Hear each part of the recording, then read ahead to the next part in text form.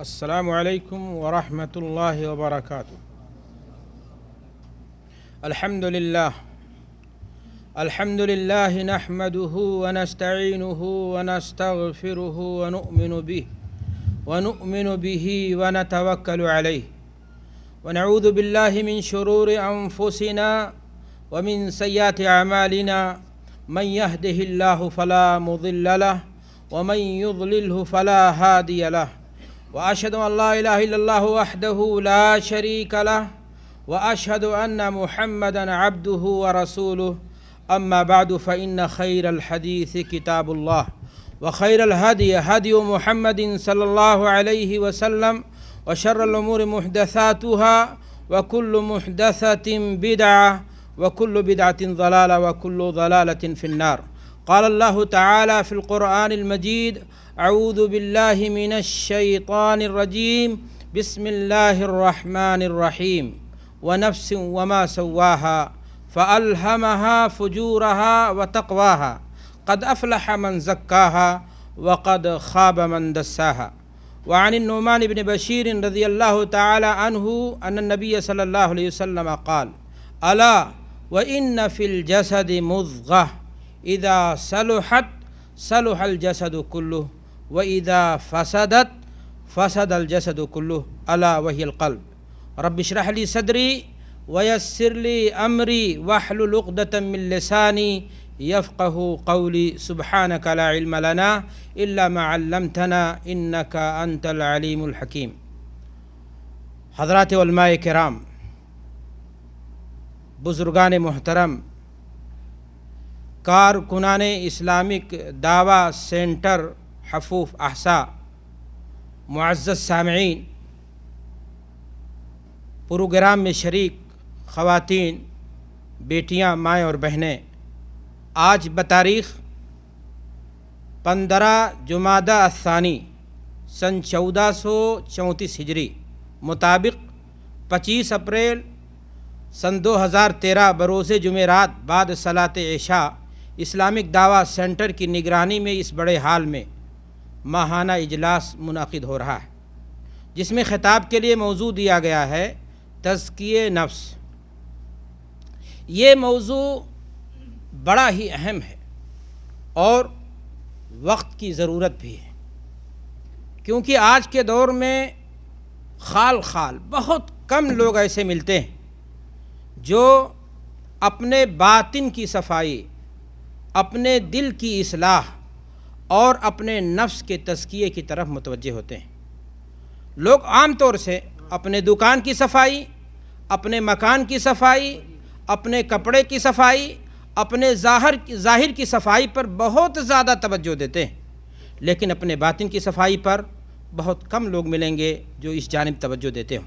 حالانکہ اگر ہمارا باطن پاک صاف ہو، ہمارا دل صحیح ہو جائے تو پھر از خود اس کے اثرات اس انسان پر اور پھر انسانی سماج پر نظر آئیں گے. لیکن اگر ہمارا باطن خراب ہے، ہم اوپر سے جتنا بھی ملمہ سازی کر لیں، مثال ہماری بالکل اس انسان کی ہوگی جس کو کینسر ہو، بڑا خوبصورت لباس پہن لے، بہت سارے غاز و پاؤڈر سے اپنے آپ کو مزین کر لے، لیکن حقیقت میں چہرے پر روحانیت نہیں آ سکتی.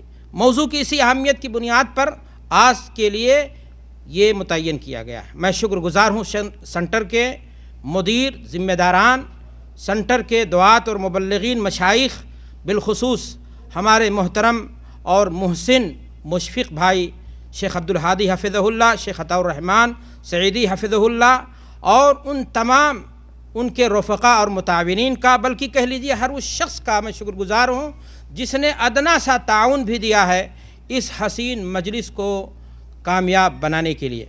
دینی بھائیوں، دوستوں اور ساتھیوں، میں اللہ سے دعا کروں گا کہ اللہ ہماری اس مجلس کو کامیاب بنا دے اور ہماری اس حاضری کو ہمارے لیے آخرت میں نجات کا ذریعہ بنا دے، رزق حلال میں برکت کا سبب بنا دے. دینی بھائیوں اور دوستوں، موضوع جیسا کہ آپ نے سنا، تزکیہ نفس. اس موضوع کو سمجھنے کے لیے آپ کو بنیادی طور پر چند نکات کو اپنے سامنے رکھنا ہوگا. تزکیہ کا معنی اور مفہوم کیا ہے؟ تزکیہ کی شرعی حیثیت کیا ہے، تزکیہ نفس کے اصول اور ضوابط کیا ہیں، تزکیہ نفس کے تعلق سے نبوی منہج کیا ہے، ہم اپنے نفس کا تزکیہ کیسے کریں، کیوں کریں، تزکیہ کے اثرات، ثمرات اور نتائج کیا ہیں، اور بھی باتیں ہوں گی جو ضمناً ہوں گی، اور انشاءاللہ اگر وقت نے ساتھ دیا اور آپ نے سننے میں دلچسپی دکھائی۔ تمہیدی کلمات کے بعد آئیے ہم اس جانب توجہ دیتے ہیں کہ تزکیہ کا معنی اور مفہوم کیا ہے۔ تزکیہ کا لفظ یہ عربی زبان کا ایک ایسا لفظ ہے جو کثیر المعانی لفظ ہے، بہت سارے معانی اس کے ہیں، ظاہر اور باطن، اعمال اور افعال، جملہ چیزوں کی اصلاح کے مفہوم کو اپنے اندر یہ سموئے ہوئے ہے۔ عربی زبان میں زے کاف یہ اس لفظ کا اصلی مادہ ہے، اردو زبان میں بھی یہ لفظ استعمال ہوتا ہے، اور اس میں مشتق کے طور پر معنی اس کا ہے صاف کرنا، نشو و نما دینا، پروان چڑھانا، بڑھانا، اور بھی بہت سارے معنی ہیں جو اس لفظ کے بیان کیے جاتے ہیں۔ شرعی اصطلاح میں تزکیہ کا مفہوم کیا ہے، اس کی تعریف کیا ہے، علماء اسلام نے تزکیہ کے مفہوم کو بیان کرنے کے لیے مختلف تعریفیں کی ہیں، لیکن ان تمام تعریفات کا خلاصہ اور نچوڑ میں اگر آپ کے سامنے رکھنا چاہوں تو میں یہ کہہ سکتا ہوں کہ تزکیہ کسے کہتے ہیں؟ انسان ایمان اور شعور کے ساتھ، ایمان اور یقین کے ساتھ نفس انسانی کو گناہ کی غلاظت اور گندگی سے نکال کر نیکی اور بھلائی کے راستے پر ڈال دے، تاکہ وہ نفس انسانی کمال کو، انتہا درجہ کے کمال کو پہنچ سکے۔ یہی عمل کیا ہے؟ تزکیہ نفس ہے۔ میرے بھائی اور دوستو، قرآن مجید کا اگر آپ مطالعہ کریں گے تو متعدد آیات میں اللہ تبارک و تعالیٰ نے اس مفہوم کو، اس لفظ کو اس مفہوم میں بیان کیا ہے۔ قرآن مجید میں اللہ تعالیٰ ارشاد فرماتا ہے وَمَن تَزَكَّىٰ فَإِنَّمَا يَتَزَكَّىٰ لِنَفْسِهِ وَإِلَى اللَّهِ الْمَصِيرُ۔ اگر کوئی شخص اپنے دل کی اصلاح کر لے، اپنے نفس کی اصلاح کر لے، اس کا تزکیہ کر لے، اس کو پاک کر لے گناہ کی غلاظت و گندگی سے، تو فَإِنَّمَا يَتَزَكَّىٰ لِنَفْسِهِ، اس کا فائدہ خود اس پر لوٹے گا، وہ اپنے نفس کے لیے ایسا کرتا ہے۔ اور وَإِلَى اللَّهِ الْمَصِيرُ، پلٹ کر کے ہر کسی کو جانا اللہ کے پاس ہی ہے، اور رب نے جو جنت بنائی ہے اس کا راستہ نفس کے تزکیے سے ہو کر کے ہی گزرتا ہے، دل کے اصلاح سے ہو کر کے ہی گزرتا ہے۔ اگر ایک انسان نفس کے تزکیے کے بغیر، اپنے دل کی اصلاح کے بغیر، دل میں تمام قسم کی برائیاں ہیں، شرک ہے، بدعت ہے، کفر ہے، حسد ہے، غیبت ہے، چغلی ہے، حرام کی کمائی ہے، اور تکبر ہے، غرور ہے، تمام آفتیں ہیں، دل کی روحانی بیماریاں ہیں، تو پھر میرے بھائیو اور دوستو، آپ لاکھ کوشش کریں، لاکھ بظاہر دیندار نظر آئیں، لیکن رب کی بنائی ہوئی جنت آپ سے کیا ہو جائے گی؟ بہت دور ہو جائے گی۔ اللہ تبارک و تعالیٰ قرآن مجید کے اندر ارشاد فرماتا ہے کہ وَمَن تَزَكَّىٰ فَإِنَّمَا يَتَزَكَّىٰ لِنَفْسِهِ، اور اسی طرح اللہ تعالیٰ قرآن مجید کے اندر دوسری جگہ ارشاد فرماتا ہے کہ وہ لوگ کامیاب ہو گئے۔ کون لوگ کامیاب ہو گئے؟ وَنَفْسٍ وَمَا سَوَّاهَا فَأَلْهَمَهَا فُجُورَهَا وَتَقْوَاهَا قَدْ أَفْلَحَ مَنْ زَكَّاهَا وَقَدْ خَابَ مَنْ دَسَّاهَا۔ کامیاب وہ لوگ ہو گئے جنہوں نے اپنے نفس کو گناہ کی غلاظت و گندگی سے کیا کر لیا؟ محفوظ کر لیا، اور اسے پاک صاف کر لیا۔ میرے بھائی اور دوستو، اس آیت کریمہ کو آپ ذرا غور سے دیکھیں۔ آپ دیکھ رہے ہیں کہ اللہ تبارک و تعالیٰ نے تزکیہ کے بالمقابل تجزیہ کا لفظ بیان کیا ہے۔ تزکیہ کسے کہتے ہیں؟ میں نے آپ سے بتایا کہ نفس انسانی کو گناہ کی غلاظت اور گندگی سے کیا کر لیا جائے؟ دور کر دیا۔ علامہ زخمشری رحمۃ اللہ علیہ تزکیہ کی تعریف کرتے ہیں ہی العلاء والنمو بالتقوی، انسان اپنی شخصیت کو جلا بخشے، کس کے ذریعہ سے؟ اخلاق حمیدہ، صفات حمیدہ سے متصف کر کے اسے، اور اپنے دل کے اندر اللہ کا خوف ڈال کر۔ یاد رکھیں، اگر سینے میں انسان کے جو دل ہے اس میں اللہ کا خوف آ جائے تو برائی سے از خود انسان کو کیا ہو جاتی ہے؟ نفرت ہو جاتی ہے۔ اور اگر انسان کے دل میں اللہ کا خوف نہیں ہے، دل کی اصلاح نہیں ہو پائی ہے، تو قانون جتنے بھی بنا لیجئے، پولیس جتنے بھی بٹھا دیجئے، پہرے جتنے بھی لگا دیجئے، گناہ سے انسان نہیں رکتا ہے، معاشرے کا انجام پھر کیا ہوتا ہے؟ برا ہوتا چلا جاتا ہے۔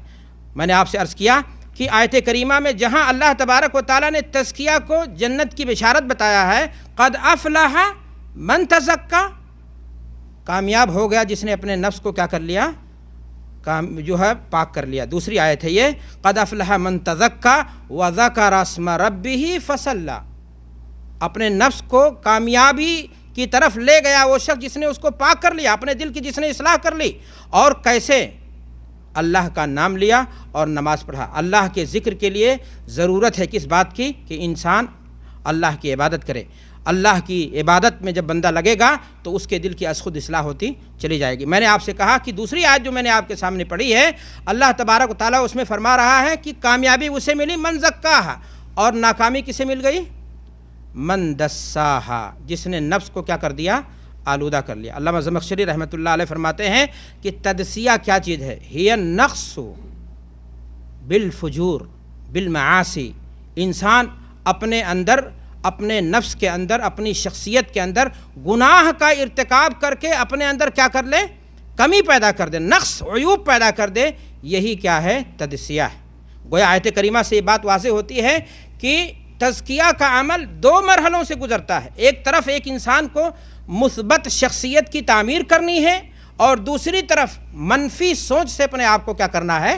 نجات دلانی ہے۔ ایک انسان نیکی صرف کرتا چلا جائے، ایک انسان عبادت صرف کرتا چلا جائے، ایک انسان ظاہرداری میں لگ جائے اور وہ برائی سے نہ بچے، حسد سے نہ بچے، غیبت سے نہ بچے، چغلی سے نہ بچے، روحانی بیماریوں سے کہہ لیجیے مختصر یہ کی اگر نہیں بچتا ہے تو پھر ایسی صورت میں حقیقی معنی میں تزکیہ کا جو عمل ہے وہ کامیابی کے نتیجے کو، کامیابی کے مرحلے کو نہیں پہنچ سکتا۔ اس لیے اگر آپ ایک طرف اپنے اندر مثبت شخصیت کی تعمیر کر رہے ہیں نیکیاں کر کے، تو دوسری طرف آپ اپنے آپ کو منفی کردار سے اور منفی اعمال سے، ان تمام بیماریوں سے، روحانی بیماریوں سے جو آپ کے دل کو، آپ کے نفس کو پراگندہ کر دیتی ہیں اور اسے ملوث کر دیتی ہیں، ان سے آپ کو کیا کرنا ہوگا؟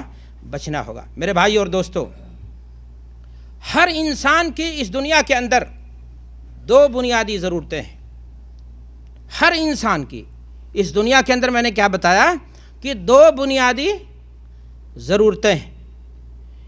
ایک بنیادی ضرورت ہے انسان کی مناسب غذا کھائے، معقول آب و ہوا اس کے سامنے ہو، ورزش کی جو ضرورت ہے جسمانی طور سے وہ کرے تاکہ وہ جسمانی طور سے کیا رہے؟ صحت یاب رہے، فٹ فاٹ رہے، مناسب رہے وہ۔ اور دوسری ضرورت ہے وہ کیا ہے؟ روحانی، جس کی تکمیل کے لیے اللہ تبارک و تعالیٰ نے آسمان سے کتابیں نازل کی، جس کی تکمیل کے لیے اللہ تبارک و تعالیٰ نے آسمان سے کتابیں نازل کی اور اس کے لیے انبیاء کرام کو مبعوث فرمایا۔ میرے بھائیو اور دوستو، اگر آپ کے یہاں جسمانی طور پر آپ کے خوراک میں کوئی کمی ہے تو آپ کا جسم کیا ہو جائے گا؟ کمزور ہو جائے گا۔ لیکن اگر آپ کے یہاں روحانیت کی جو طاقت ہے وہ کمزور ہو جائے تو اس کی ضرب آپ کے ایمان پر پڑے گی، آپ کی آخرت پر پڑے گی، آپ کی جنت آپ سے کیا ہو جائے گی؟ دور ہو جائے گی۔ یاد رکھیں، اگر جسم کمزور ہو گیا تو اس میں اتنا نقصان نہیں ہے جتنا اگر آپ کی روحانی طاقت کیا ہو جائے؟ آپ کی کمزور ہو جائے تو اتنا جتنا نقصان ہوتا ہے۔ بلکہ میں کہتا ہوں کہ اگر ایک انسان جسمانی طور سے کمزور ہو جائے، ایک انسان اگر جسمانی طور سے کمزور ہو جائے تو بسا اوقات وہ بیماری کی بنیاد پر اپنے گناہوں سے کیا کرتا ہے؟ توبہ کرتا ہے۔ یہ بھی حدیث میں بات آئی ہے کہ ایک انسان کو اگر بیماریاں لاحق ہو جاتی ہیں اس پر صبر کرتا ہے تو اس کے گناہ کیا نام ہے؟ اس سے ہوتے ہیں، مٹتے ہیں۔ لیکن میرے بھائی اور دوستو، اگر کسی اعتبار سے آپ کی روحانیت پہ، آپ کے ایمان پہ ضرب آ رہی ہے، آپ کے روحانیت پر ضرب آ رہی ہے تو پھر اس سے آپ بہت زیادہ نقصان اٹھائیں گے۔ خسرت دنیا والآخرہ، دنیا اور آخرت دونوں کی دونوں کیا ہو جائے گی؟ برباد ہو جائے گی۔ اللہ تعالیٰ قرآن مجید کے اندر ارشاد فرماتا ہے، یوم لا ینفع مال ولا بنون الا من اتى اللہ بقلب سلیم۔ اس دن کامیابی کسے ملے گی؟ جو قلب سلیم کے ساتھ اللہ کی جناب میں کیا ہوگا؟ حاضری دے گا۔ قلب سلیم کون سا دل ہے؟ جس دل میں ایمان ہوگا صحیح معنی میں، جس دل میں ایمان صحیح ہونے کے ساتھ ساتھ کین و کپٹ کے لیے کوئی جگہ نہیں ہوگی، کبر و غرور کا سایہ وہاں نہیں ہوگا، حسد اور دنیا کی تمام جو لعنتیں ہیں ان تمام چیزوں سے وہ دل کیا ہوگا؟ پاک ہوگا۔ اگر ایسا دل ہے تو اللہ تبارک و تعالیٰ آپ کے لیے بشارت دے رہا ہے کہ پھر ایسی صورت میں رب کی بنائی ہوئی جنت آپ کے لیے آپ کا انتظار کر رہی. میرے بھائی اور دوستو، میں آپ کے سامنے ایک بہت ہی بڑا مشہور سائنٹسٹ ہے کرسچن برنارڈ. اس نے کہیں لکھا ہے، وہ شخص پہلا انسان ہے جس نے انسانی دل کو، ایک انسان کے دل کو دوسرے انسان کے سینے میں فٹ کیا ہے. میڈیکل سائنس آج بہت آگے جا رہی ہے. جب اس نے دیکھا کہ دنیا اس طرف بھی توجہ دے رہی ہے کہ پلاسٹک کا دل بنا دیا جائے، تو اس نے کہا کہ میڈیکل سائنس کو پلاسٹک کا دل بنانے کی طرف دھیان بھی نہیں دینا چاہیے، اس لیے کہ انسان کے سینے میں جو دل ہے وہ صرف بلڈ کو سپلائی نہیں کرتا ہے بلکہ بہت کچھ ہے. وہی مرکز ہے جہاں سے انسان برائی یا جہاں سے انسان کیا کرتا ہے، بھلائی کو سوچتا ہے، اور پھر اس کے بعد اس چیز کا کیا کرتا ہے، ارتکاب کرتا ہے. میرے بھائی اور دوستو، ایک دوسرا سائنٹسٹ ہے، ماہر نفسیات ہے، وہ لکھتا ہے کہ انسان کے دل کے اندر، سینے کے اندر جو دل ہے، اس کی اصلاح موجودہ ٹیکنالوجی کے ذریعہ نہیں ممکن ہے. سائنس کے ذریعہ پلوٹونیم کو چینج کیا جا سکتا ہے، لیکن انسانی دل کے لیے ضرورت ہے تزکیے نفس کی. حقیقی معنی میں اپنے نفس کے اصلاح اور سدھار کی ضرورت ہے، اور اگر ایک انسان ایسا کر لے گیا تو پھر دنیا بھی کامیاب ہو جائے گی اور اس کی آخرت بھی کیا ہو جائے گی، کامیاب ہو جائے گی. آئیے اس کو ہم ایک مثال سے سمجھتے ہیں. ایک کسان ہے، ایک کسان پودینہ بوتا ہے یا کوئی اور چیز، دھنیا لگاتا ہے، گوبھی لگاتا ہے، کچھ بھی کہہ لیجیے آپ، لیکن جو اس کا مقصود ہے، جس پودے کو اس نے اگایا ہے، اس پودے کے ساتھ ساتھ اور بھی بہت ساری چیزیں اگتی ہیں، گھاس مختلف نوعیت کی. اس میں گھاس میں اگر وہ کھاد ڈالے گا تو جس چیز کو اس نے اگایا ہے اس کے ساتھ ساتھ وہ بھی اگ کر کے اس کی ساری طاقت کو کیا کر لے گا، کھینچ لے گا. لیکن ایک عقل مند کسان کیا کرتا ہے، دوسری چیزوں کو نکال کر کے وہاں سے پھینک دیتا ہے تاکہ ساری انرجی کہاں پر خرچ ہو، اسی پودے پر مرکوز ہو جائے. میرے بھائی اور دوستو، کسان کے اسی عمل کو قرآن کی زبان میں کیا کہا جا سکتا ہے، تزکیے نفس کہا جا سکتا ہے. آپ کو معلوم ہے کہ اللہ تبارک و تعالیٰ نے انسانوں کو پیدا کیا، اور ہر انسان کو اللہ تبارک و تعالیٰ نے بلکہ کسی انسان کو مجبور نہیں کیا ہے گناہ پر. فَأَلْهَمَهَا فُجُورَهَا وَتَقْوَاهَا. اللہ تبارک و تعالیٰ نے بھلائی اور برائی دونوں کی تمیز دی ہے. وَهَدَيْنَاهُ النَّجْدَيْنِ. اللہ تبارک و تعالیٰ نے انسان کو دونوں راستے کی کیا کر دی ہے، رہنمائی کر دی ہے. اب بھلائی اور برائی کی اس جنگ میں اگر ایک انسان بھلائی کا ساتھ دیتا ہے اور برائی کو ترک کر دیتا ہے، اپنے یہاں سے جو کچھ بھی معصیت کے کام ہے دھیرے دھیرے ان کو چھوڑتا ہے، ان کو توبہ کرتا چلا جاتا ہے، اور بھلائی کے کام میں اپنے آپ کو لگاتا چلا جاتا ہے، انسان کا یہی عمل قرآن کی زبان میں کیا قرار پائے گا، تزکیے نفس قرار پائے گا. میرے بھائی اور دوستو، آپ یہ بھی جانتے ہیں، قرآن مجید کو پڑھیے، واضح بات ہے کہ اللہ تبارک و تعالیٰ نے ہم انسانوں کو کس لیے پیدا کیا. ہم انسانوں کو اپنی عبادت کے لیے پیدا کیا اللہ تبارک و تعالیٰ نے. ہم اس دنیا میں کس لیے آئے، وما خلقت الجن والانس الا لیعبدون. اللہ تبارک و تعالیٰ نے انسانوں کو احسن تقویم، جو سب سے بہترین شکل و صورت تھی، اللہ تبارک و تعالیٰ نے انسان کو اس شکل میں پیدا کیا ہے. اللہ تبارک و تعالیٰ نے چرند پرند بنایا، آسمان زمین بنائی. ان ساری چیزوں کو دیکھ کر کے، ان سارے احسانات کو سامنے رکھ کر کے، اگر ایک شخص اللہ کی عبادت میں اپنی پیشانی کو جھکا دیتا ہے، اپنے دل سے شرک و بدعت کو نکال دیتا ہے، اللہ کی توحید اور وحدانیت کا قائل ہو جاتا ہے، تو ایسا شخص اپنے نفس کا کیا کرنے والا ہوا، تزکیہ کرنے والا ہوا. اور اگر اپنے آپ کو ان چیزوں میں ملوث کر دیتا ہے، اپنے نفس کو ان چیزوں میں لپت کر دیتا ہے، تو پھر تزکیہ کے عمل سے وہ کہاں ہو گیا، بھٹک گیا، اور بربادی اس کے لیے کیا ہو جاتی ہے، متعین ہو جاتی ہے. میرے بھائی اور دوستو، میں عرض یہ کر رہا تھا کہ تزکیہ ایک بہت ہی اہم اور ضروری چیز ہے. جس طرح سے انسان جب بیماری ہوتی ہے، کوئی غلط چیز جراثیم آتی ہے تو انسان کی صحت خراب ہوتی ہے، اسی طریقے سے انسان کے ہاں جب برائیاں آتی ہیں، برائیاں پنپتی جاتی ہیں، تو پھر ایسی صورت میں وہ دھیرے دھیرے اس کا دل کیا ہوتا جاتا ہے، خراب ہوتا جاتا ہے. اور یہی بات ہے کہ اللہ کے رسول صلی اللہ علیہ وسلم نے اسی ناطے سب سے زیادہ جس بات پر توجہ دی وہ نفس انسانی کی اصلاح پر. اس سینے کے اندر جو پایا جانے والا دل ہے، اللہ کے رسول صلی اللہ علیہ وسلم نے اس کے تزکیے کی طرف اور اس کے اصلاح کی طرف اللہ کے رسول صلی اللہ علیہ وسلم نے سب سے زیادہ کیا کیا ہے؟ دھیان دیا ہے۔ ہم نے آپ کے سامنے نعمان بن بشیر رضی اللہ تعالیٰ عنہ کی حدیث آپ کے سامنے پڑھی ہے۔ اللہ کے رسول صلی اللہ علیہ وسلم ارشاد فرماتے ہیں الا وان فی الجسد مضغہ اذا صلحت صلح الجسد کلہ واذا فسدت فسد الجسد کلہ الا وہی القلب، کہ لوگوں انسانی جسم کے اندر خون کا ایک لوتھڑا ہے جسے آپ اور ہم کیا کہتے ہیں؟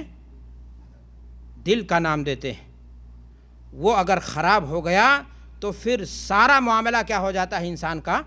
اگر وہ فساد کا اڈا بن گیا، اگر وہ برائیوں میں لپت ہو گیا تو شیطان وہیں کبڈی کھیلتا ہے۔ لیکن اگر اس دل کے اندر ایمان ہے، قرآن مجید کی تلاوت ہے اور نیکیاں ہیں، دیگر کام ہے، ذکر ہے، دعائیں ہیں، تو پھر وہیں سے خیر کے سارے معاملات کیا ہوتے ہیں؟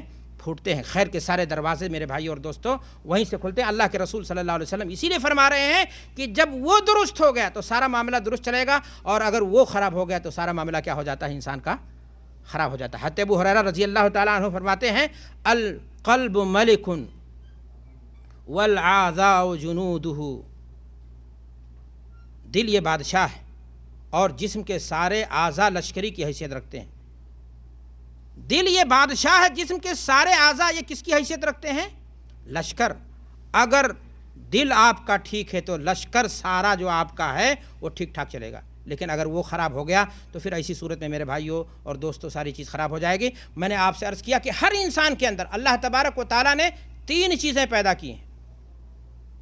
وہ نفس، ایک انسان کا نفس ہے، وما ابرئ نفسی ان النفس لامارۃ بالسوء۔ نفس کی 2 قسمیں ہیں، نفس مطمئنہ، جب انسان کا دل تزکیہ کے مرحلے سے گزر جاتا ہے تو پھر وہی نفس مطمئنہ بن جاتا ہے، جس کے بارے میں قرآن مجید میں اللہ فرماتا ہے یا ایتھا النفس المطمئنہ ارجعی الی ربک راضیۃ مرضیہ فادخلی فی عبادی وادخلی جنتی، جس کے لیے جنت کی کیا کر رہا اللہ تبارک و تعالیٰ؟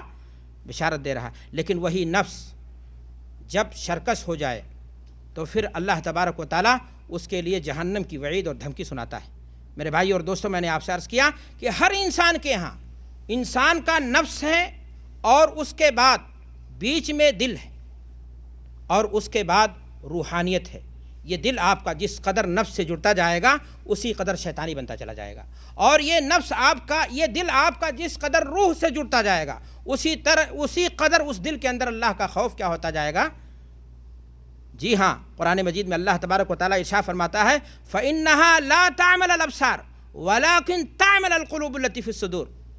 صرف آنکھیں ہی اندھی نہیں ہوتی بلکہ وہ دل بھی اندھے ہیں، جو دیکھتے تو ہیں لیکن اس کے مطابق عمل نہیں کرتے۔ جی ہاں، اگر انسان کے دل میں تاریکی آ جائے، شیطان کا بسیرا ہو جائے، نفس کی پرستش ہو جائے، نفس کا انسان پجاری ہو جائے، جو نفس کہے وہ کرنے لگے، شرعی قوانین اور ضوابط سے آزاد ہو جائے، تو پھر ایسے انسان کے دل میں جو تاریکی ہوتی ہے وہ آنکھ کی تاریکی سے کہیں زیادہ خطرناک تاریکی ہوتی ہے۔ پھر وہ ظلمت ایسی ظلمت ہوتی ہے کہ انسان کو لے جا کر کے اس کا انجام اور نتیجہ کیا ہوتا ہے؟ جہنم کی آگ ہوتی ہے۔ میرے بھائی اور دوستوں بڑی مشہور حدیث ہے، اللہ کے رسول صلی اللہ علیہ وسلم فرماتے ہیں کہ جب انسان برائی کرتا ہے تو اس کے دل میں کیا ہو جاتا ہے؟ نقطہ لگتا چلا جاتا ہے، اور جب بھلائی کرتا ہے تو جی ہاں۔ تو میرے بھائی اور دوستوں میں عرض یہ کر رہا تھا کہ انسان کو ہمیشہ اپنے دل کی اصلاح اور اپنے نفس کے تزکیے پر توجہ دینی چاہیے، کہ جیسا کہ میں نے عرض کیا کہ اس کے بغیر کامیابی نہیں، اس کے بغیر رب کی بنائی ہوئی جنت نہیں مل سکتی۔ تزکیہ کی اہمیت کا اندازہ اگر آپ کو کرنا ہے تو قرآن مجید کا مطالعہ کیجیے۔ میں نے آپ کے سامنے عرض کیا کہ تمام انبیاء کرام کو اللہ تبارک و تعالیٰ نے حضرت آدم علیہ السلام سے لے کر آخری نبی حضرت محمد الرسول اللہ صلی اللہ علیہ وسلم تک تمام انبیاء کرام کو دنیا میں اللہ تبارک و تعالیٰ نے جس مقصد کے لیے بھیجا، وہ مقصد کیا تھا؟ وہ مقصد تھا نفوس کا تزکیہ کرنا، دلوں کا کیا کرنا؟ اصلاح کرنا۔ اللہ تبارک و تعالیٰ نے اسی مقصد کے لیے آسمان سے کتابیں بھی نازل کی۔ قرآن مجید کی بہت مشہور سورہ ہے سورہ اعلیٰ۔ اللہ تبارک و تعالیٰ اس سورت کے اندر کیا فرما رہا ہے؟ قد افلح من تزکیٰ وذکر اسم ربہ فصلی بل توثرون الحیاۃ الدنیا والآخرۃ خیر وابقیٰ ان ھذا لفی الصحف الاولیٰ صحف ابراہیم وہ موسیٰ۔ ایک طرف اللہ تبارک و تعالیٰ کہہ رہا ہے کہ کامیابی اسے مل گئی جس نے اپنے نفس کا اصلاح کر لیا، اپنے نفس کا تزکیہ کر لیا اور اپنے اندر اپنے باطن کو کیا کر لیا، جلا بخش دیا۔ اور آگے بیان کرتے ہوئے اللہ تبارک و تعالیٰ فرماتا ہے ان ھذا لفی الصحف الاولی صحف ابراہیم و موسیٰ۔ یہی بات اللہ تبارک و تعالیٰ نے ابراہیم علیہ السلام پر جو صحیفے آسمان سے نازل کیے تھے اس میں بھی اس بات کی تاکید موجود ہے، اور اسی بات کی تاکید حضرت موسیٰ علیہ السلام پر جو کتاب نازل ہوئی آسمان کی صحیفوں کی شکل میں یا توریت کی شکل میں، اللہ تبارک و تعالیٰ نے اس کتاب میں بھی حضرت موسیٰ علیہ السلام جیسے جلیل القدر پیغمبر کو اسی بات کی تاکید کی کہ جا کر کے اپنے ماننے والوں کو، انسانوں کو انسانیت کا درس دیں، ان کے دلوں کی اصلاح کر دیں اور ان کے نفس کی تطہیر اور ان کے نفس کا کیا کر دیں، تزکیہ کر دیں۔ قرآن مجید پڑھیے، خصوصیت کے ساتھ اللہ تبارک و تعالیٰ حضرت موسیٰ علیہ السلام کے تعلق سے فرماتا ہے اذهب الى فرعون فانه طغى، اے موسیٰ فرعون کے پاس جاؤ، سرکش ہو گیا ہے۔ معلوم یہ ہوا کہ جب دل اللہ کے خوف سے عاری ہو جائے، تزکیہ نفس سے محروم ہو جائے، دل کی اصلاح سے انسان کیا ہو جائے، بہت دور ہو جائے، تو پھر وہ ظالم ہو جاتا ہے۔ وہ باغی اللہ ہی کا نہیں، اللہ کے بندوں پر بھی ظلم کرتا ہے۔ اور اللہ تبارک و تعالیٰ موسیٰ علیہ السلام کو بھیج رہا ہے فرعون جیسے ظالم کے پاس۔ کس مقصد کے لیے بھیج رہا ہے؟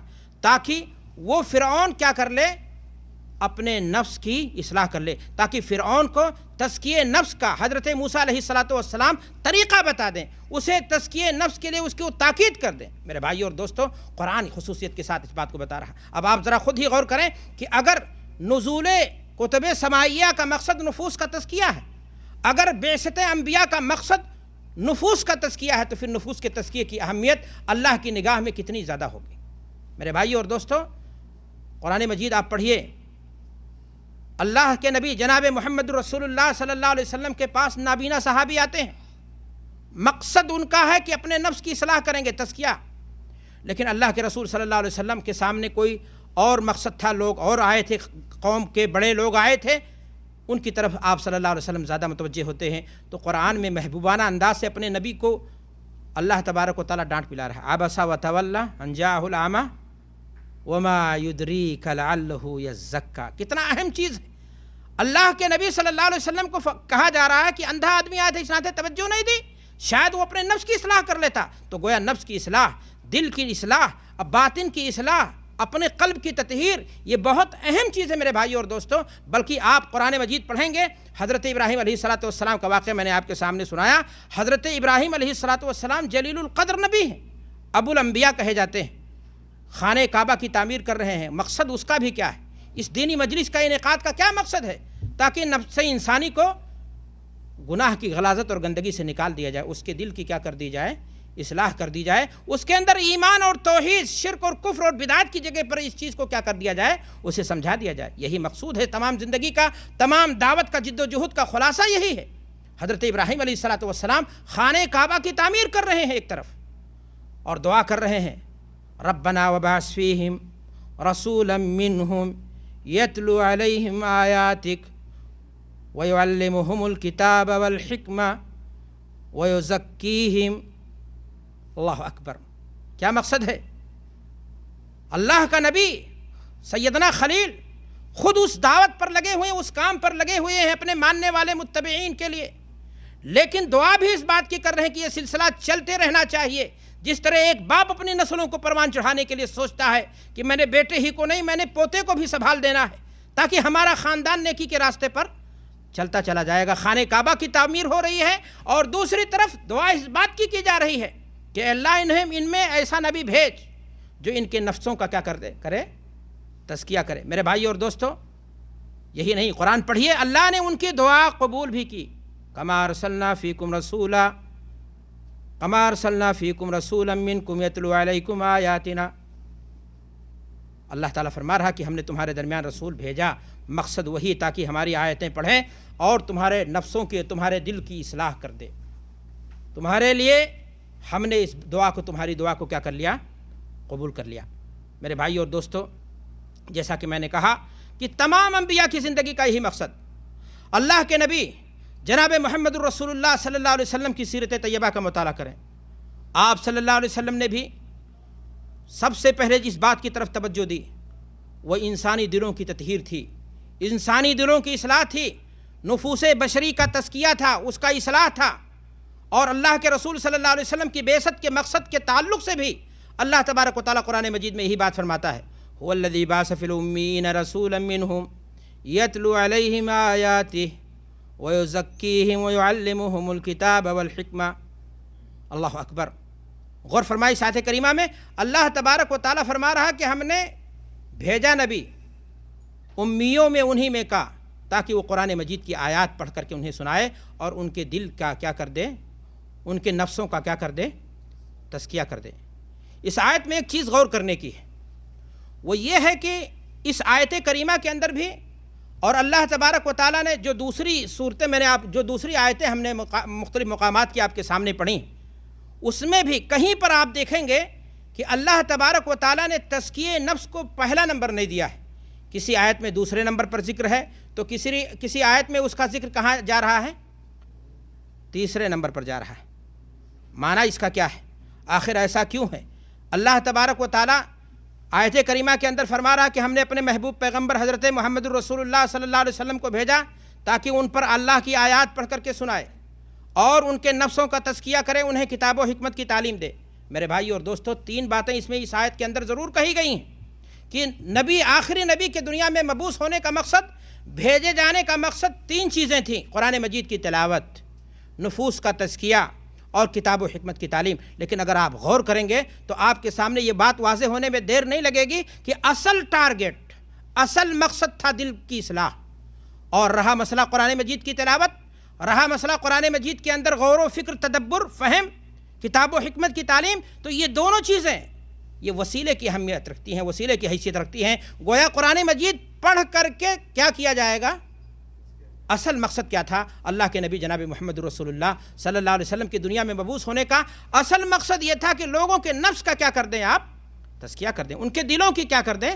اصلاح کر دیں۔ اس لیے کہ جب دل بگڑ جائے گا تو سارا معاملہ کیا ہو جائے گا میرے بھائیوں؟ جیسا کہ میں نے کہا، سارا معاملہ ایک انسان کا کیا ہو جاتا ہے؟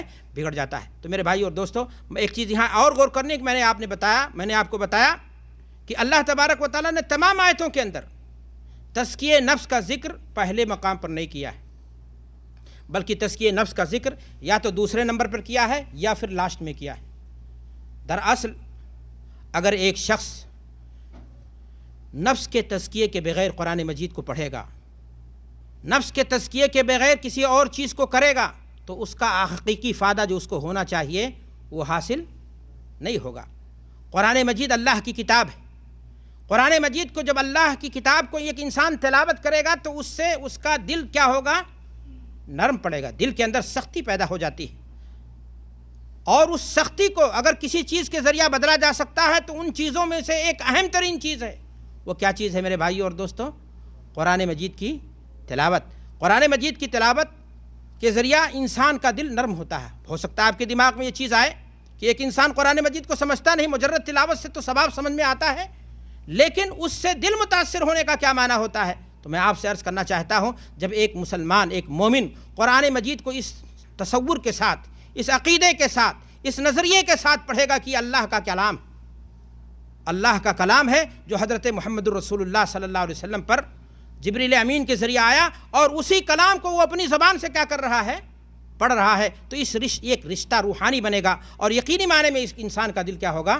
متاثر ہوگا۔ اور میں بڑھ کر کے کہنا چاہتا ہوں کہ اگر کوئی شخص قرآن مجید کی تلاوت اپنے نفس کے تزکیے کے بغیر کرنے لگے، اور اسی طرح سے قرآن مجید کے اندر تدبر کرنے لگے، اور نفس کا تزکیہ نہ ہو، نفس کے اندر غلاظت و گندگی بھری ہو، تو پھر آپ کو نظر آئے گا کہ قرآن مجید کی آیات کو خراج چڑھا چڑھا کر کے شرک و بدعت کی دلیلیں فراہم کی جائیں گی۔ جی ہاں، آج دنیا کو دیکھیے، ایک غلط عقیدے کا انسان، نام لینا کوئی فائدے کی چیز نہیں، لیکن میں آپ سے کہنا چاہتا ہوں کہ وہ جب قرآن پڑھتا تو اس کو اپنے مکتب فکر کی ساری دلیلیں نظر آتی، عیسائی ہو، مسیحی ہو، شیعہ ہو، بریلوی ہو، فلان ہو۔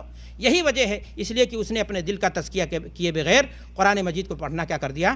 شروع کر دیا۔ میرے بھائی اور دوستو، قرآن مجید یہ اللہ کا کلام ہے، اللہ کی طرف سے نازل ہوا تھا۔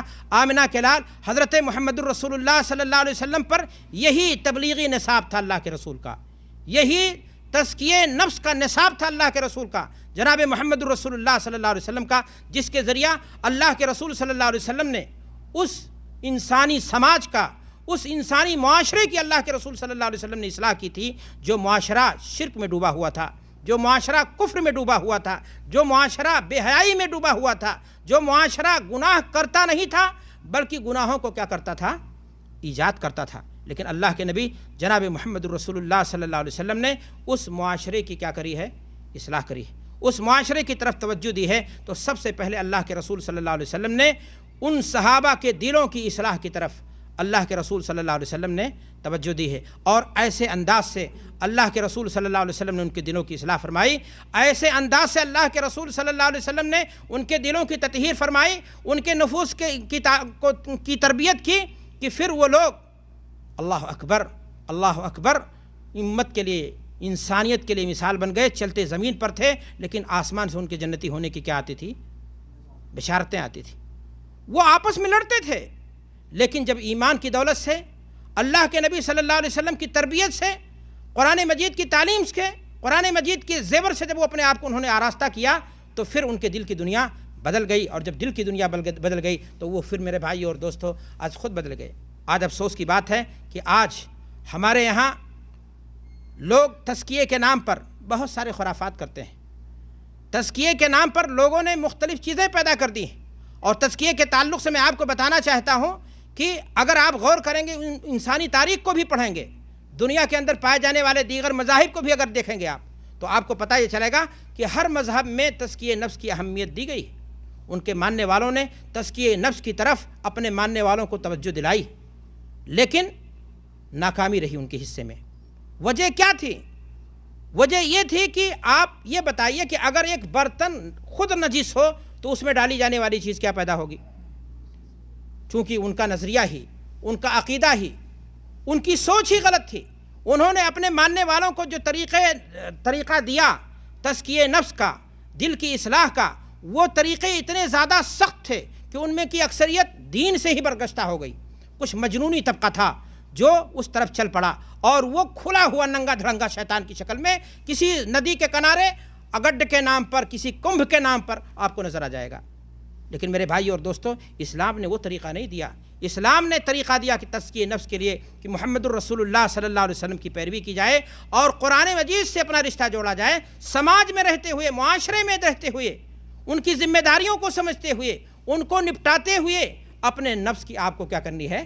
اصلاح کرنی ہے۔ مذہب اسلام نے جو تصور اور نظریہ دیا تزکیے نفس کے تعلق سے، وہ نفس کے کچلنے کا نہیں ہے کہ نفس کو بالکل کچل دیا جائے، نفس کو بالکل مار دیا جائے، بلکہ ایک انسان، میں نے جیسا کہ کہا کہ تزکیے نفس کا مفہوم جو اسلام میں ہے کہ ایک طرف برائی سے رکا جائے اور دوسری طرف اپنے آپ کو بھلائی کے زیور سے کیا کیا جائے؟ دھیرے دھیرے آراستہ اور پراستہ کیا جائے۔ ہمیں شکایت بھی نہیں ان لوگوں سے، نہ میں اس میں ٹائم دینا چاہتا ہوں ان لوگوں کے تعلق سے زیادہ، جو ہمارے عقیدے اور نظریے کے مطابق بہت دور ہیں ہم سے، لیکن شکایت ہمیں ان لوگوں سے ضرور ہے۔ شکایت ہمیں ان لوگوں سے ضرور ہے جنہوں نے مذہب اسلام کو، جو دین ایک تھا، جس کا نبی ایک تھا، قرآن ایک تھا، کعبہ ایک تھا، مختلف جماعتوں اور گروہوں میں بنا دیا، اور تزکیے نفس کے تعلق سے ان لوگوں نے مختلف نصابیں تیار کر ڈالی، مختلف فارمولے بنا دیے، جو سارے کے سارے فارمولے نبوی منہج سے ہٹ کر کے ہیں۔ میرے بھائی اور دوستو، ہر مسلمان کا یہ عقیدہ اور ایمان ہونا چاہیے کہ اللہ کے رسول جناب محمد الرسول اللہ صلی اللہ علیہ وسلم نے ہماری رہنمائی زندگی کے ہر میدان میں کی ہے۔ تزکیے نفس کے تعلق سے، دلوں کی اصلاح کے تعلق سے کوئی اور طریقہ ہم کر بیٹھیں، بدعت اور خرافات ہماری زندگی میں آ جائیں، تو پھر اس سے تزکیے نفس نہیں ہوگا، بلکہ نفس ہمارا اور کیا ہو جائے گا؟ گندا ہو جائے گا، ہمارا نفس اور خراب ہو جائے گا۔ اس لیے ہماری ہر ممکن یہی کوشش ہونی چاہیے، ہر ممکن ہماری یہی توجہ ہونی چاہیے کہ کوئی کام ہماری زندگیوں میں، ہمارے اعمال میں ایسا نہ ہو جائے جس کی بنیاد پر ہمارے اچھے بھلے اعمال بھی کیا ہو جائیں؟ خراب ہو جائیں۔ میں نے آپ سے کہا کہ آج لوگوں نے تزکیے نفس کے تعلق سے غیر قوموں کی طرح وہی حرکتیں، درگاہیں، مزار، خانقاہیں، اور انسانوں سے کٹ کر کے ہو ہا کی ضربیں، اور نہ معلوم کیا کیا چلے، اور فلاں فلاں ولی بننے کے نام پر، اور کس کے نام پر، کوئی بھوک اور پیاس، کوئی سوکھی روٹی کھانا۔ میرے بھائی اور دوستو، یہ سارے طریقے باطل ہیں۔ طریقہ پھر کیا ہے اسلامی؟ اللہ کے نبی جناب محمد الرسول اللہ صلی اللہ علیہ وسلم کا منہج تزکیہ نفس کے تعلق سے یا دل کے اصلاح کے تعلق سے آپ کے دماغ میں یہ چیز آ رہی ہوگی کہ آخر وہ کیا ہے؟ آپ یہ بتائیے کہ اللہ کے رسول صلی اللہ علیہ وسلم کی زندگی جو رسالت کے بعد کی زندگی ہے 23 سال پر پھیلی ہوئی ہے۔ اللہ کے رسول صلی اللہ علیہ وسلم نے 13 سال مکہ میں گزارا، 10 سال مدینہ میں۔ 23 سال اللہ کے رسول صلی اللہ علیہ وسلم نے اپنے ساتھیوں کے نفوس کی تزکیہ کیا، ان کے دلوں کی صفائی کی، مختلف انداز اور مختلف طریقے اپنائے۔ میں نے آپ سے پہلے ہی کہا، نصاب جو کچھ تھا رسول کے پاس وہ رب کی طرف سے بھیجی ہوئی کتاب قرآن کی شکل میں یہی تعلیمی نصاب تھا، یہی تبلیغی نصاب تھا، یہی تزکیہ نفس کا نصاب تھا۔ اور اسی نصاب سے میرے بھائیوں اور دوستو جب ہم مطالعہ کرتے ہیں تو جو بات ہمارے سامنے آتی ہے وہ یہی آتی ہے کہ اللہ کے رسول جناب محمد الرسول اللہ صلی اللہ علیہ وسلم نے اپنے ماننے والوں کے دلوں کی اصلاح جو آپ نے کی، سب سے پہلے دل کی طرف توجہ دیا، اور سب سے پہلے اس دل کے اندر عقیدہ صحیح کیا ہے، اللہ کی وحدانیت کیا ہے، آپ نے اس دل کے ان دنوں کے اندر شرک و کفر کی جگہ پر اللہ کی توحید کو بٹھانے کی کیا کری تھی؟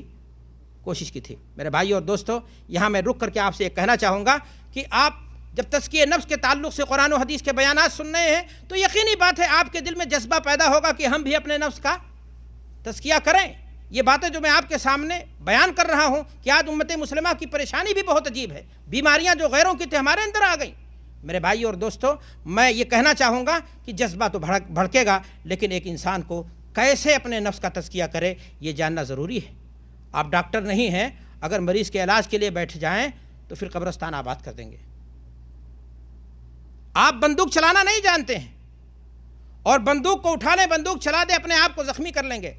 اس لیے ضروری ہے کہ آپ جانیں کہ نبوی منہج کیا تھا، اور نبوی منہج کے تعلق سے میں نے کہا کہ اللہ کے رسول صلی اللہ علیہ وسلم کی زندگی 23 سال پر پھیلی ہوئی ہے۔ 2 لفظوں میں کہہ دوں کہ اللہ کے رسول صلی اللہ علیہ وسلم کی زندگی کا نبوی منہج تزکیہ نفس کے تعلق سے یہ تھا، یہ ممکن نہیں ہے، لیکن اس کا خلاصہ اور اس کا جو نچوڑ ہے وہ میں آپ کے سامنے بتانا چاہتا ہوں کہ اگر آپ اپنے نفس کی اصلاح چاہتے ہیں، اپنے دل کی اصلاح چاہتے ہیں، اپنے نفس کا تزکیہ چاہتے ہیں، تو میرے بھائیوں اور دوستوں سب سے پہلے آپ کو اپنے عقیدے کی اصلاح کرنی چاہیے۔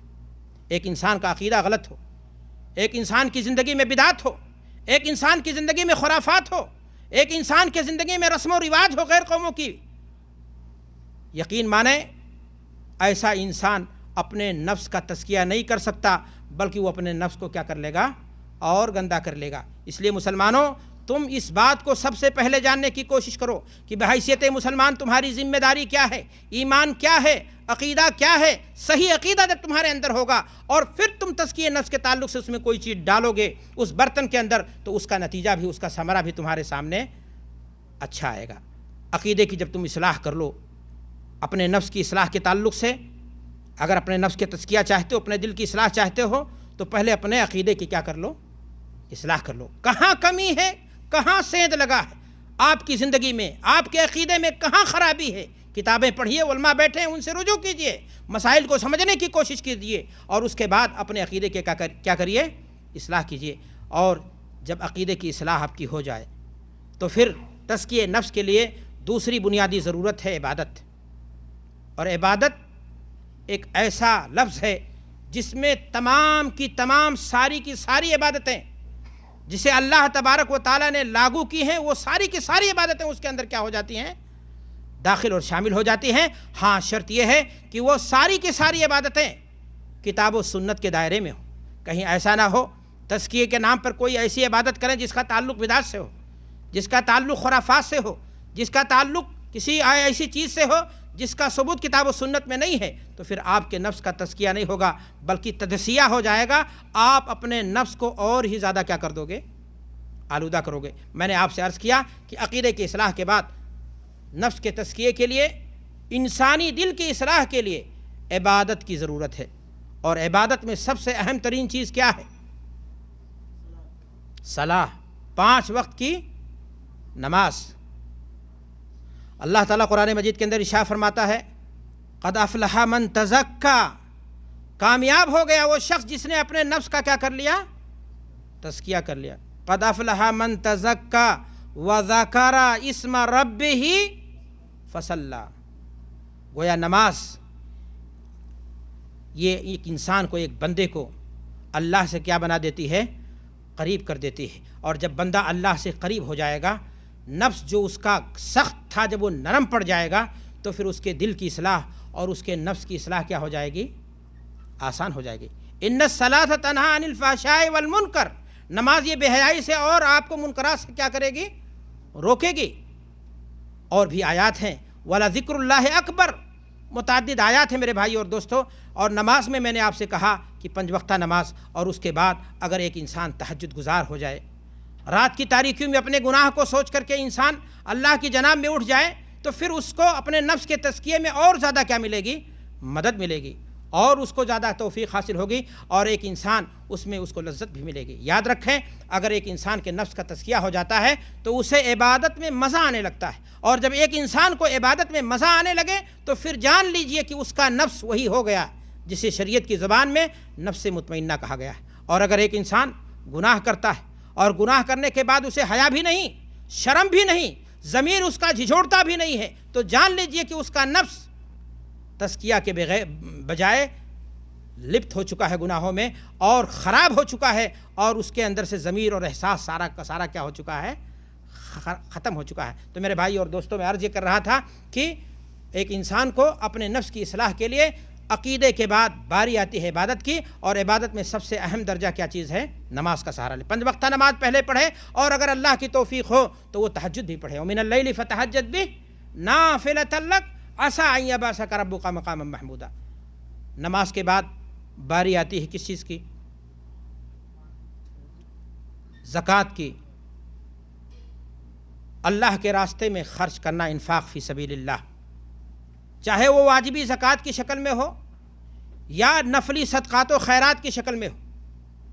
एक इंसान के नफ्स को अपनी इस्लाह करने में, अपने नफ्स की तज़किया करने में एक इंसान को इससे मदद मिलती है।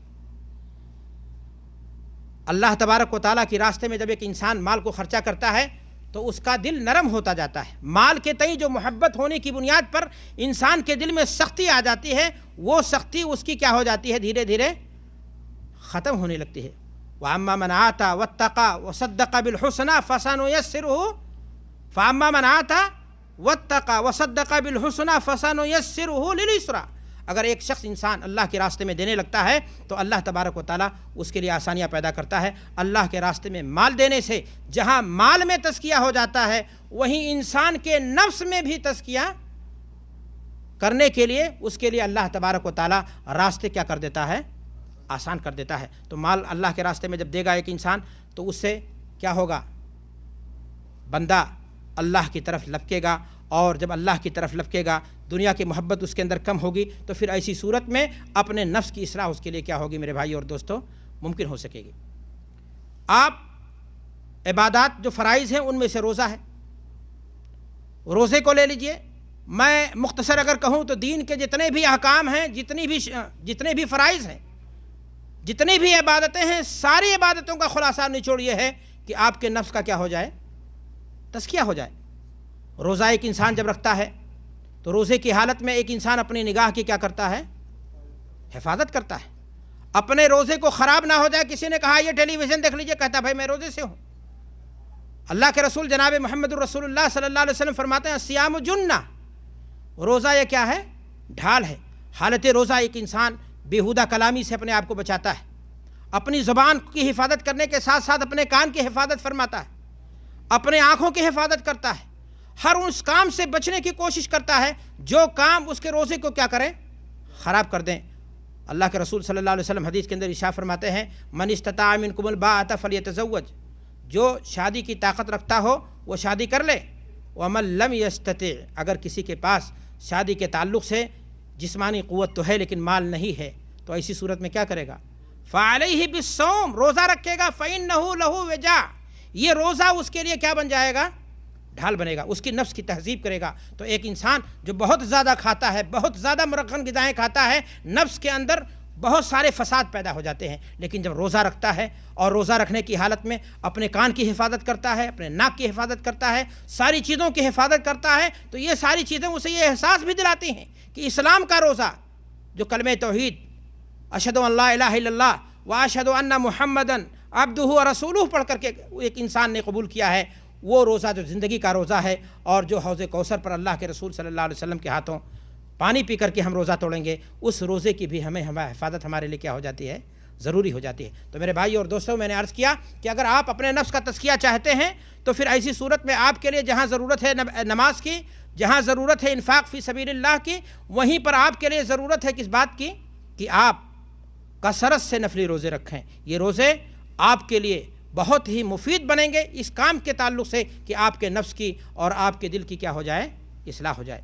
अल्लाह के घर का हज, फ़कीरी का भेष बना करके, दुनिया की नेमतों को छोड़ करके, कब्र की 2 चादरें पहन करके, बाल बच्चों से भी जुदाई अख्तियार करके, पैसा खर्च करके एक इंसान जब अल्लाह के घर आता है तो फिर किस लिए आता है? मेरे भाइयों और दोस्तों, कुरान मजीद में अल्लाह फरमाता है वमन युअज़्ज़िम शाइर अल्लाह फ़इन्नहा मिन तक़वल क़ुलूब। ये इंसान के दिल में अल्लाह का तक़वा इससे पैदा होता है।